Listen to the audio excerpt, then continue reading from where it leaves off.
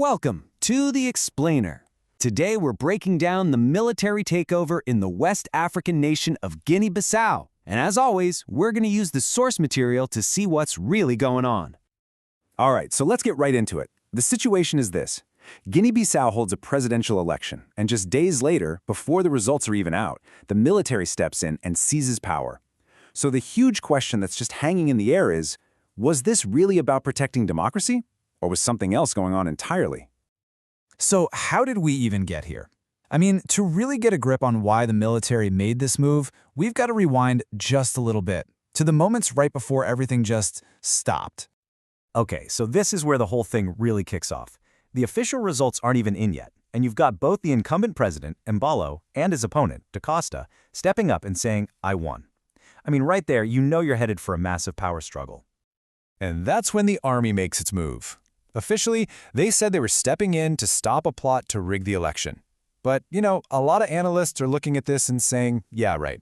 They think it was way less about protecting the vote and way more about just grabbing power. Now, this is a really important piece of the puzzle. 65%. That was the voter turnout. That's a huge number.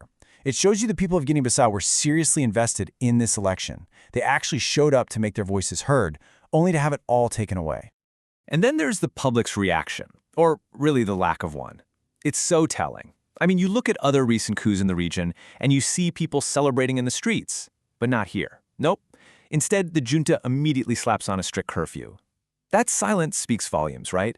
It points to this deep, deep mistrust of, well, everyone, the politicians and the military.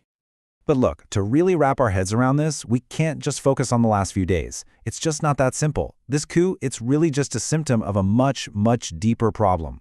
We're talking about a long, troubled history of instability that has been the story of Guinea-Bissau for decades. And I mean, just look at this timeline. The country gets its independence from Portugal back in 1974, and since then, it's just been caught in this brutal, relentless cycle. We're talking military takeovers, assassination attempts, political chaos, and even a really devastating civil war in the late 90s. And this quote from West Africa analyst Bram Posthumus, it just hits the nail on the head. He explains that the country's main political party and its military basically grew out of the exact same independence struggle. So what you get is this system where political power isn't just decided at the ballot box. It's always been contested with guns, too. Okay, so you've got this baked-in political instability, but that's not even the whole story. There's another massive destabilizing force here, one that's basically like pouring gasoline on an already raging fire. We're talking about the international drug trade.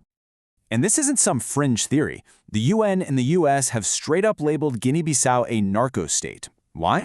Well, its location makes it the perfect pit stop, a major hub for cocaine traveling from Latin America over to Europe, and as you can imagine, that has had a huge, huge impact on the country's politics. I mean, just let this sink in for a second. Analysts report that the annual profits from cocaine trafficking in Guinea-Bissau are actually larger than the country's entire national GDP. The scale is it's staggering. And of course, with that kind of money floating around, it creates these massive incentives for corruption and for violent fights among the elite over who controls it. And the effects of this narco-economy are just devastating. It completely hollows out government institutions, it fuels violent turf wars that can sometimes look a lot like coup attempts, and of course, it's the ordinary people who are left to suffer the fallout, which includes things like rising addiction problems. But here's a really critical distinction to make. Analysts call this a narco-regime, not a narco-population. And that's because the vast majority of people, we're talking like 80%, make their living farming cashews. They have absolutely nothing to do with the drug trade, and they hate the effect it's had on their country. So let's zoom out for a second. Where does this specific coup fit into the bigger regional picture? Because we've all seen this wave of military takeovers sweeping across West and Central Africa, creating what people are calling a coup belt. So is this just one more domino falling? Well, not exactly. Yes, it's part of this bigger regional trend, but the reasons behind it in Guinea-Bissau are different. They're unique. In places like Mali or Niger, the coups were often driven by public fury over governments failing to stop jihadist violence. But in Guinea-Bissau, the fight is almost entirely internal.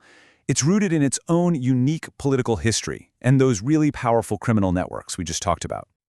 Okay, so that brings us to the big question. What happens next? You've got the military in charge, the international community's wagging its finger. What does the future actually hold for Guinea-Bissau?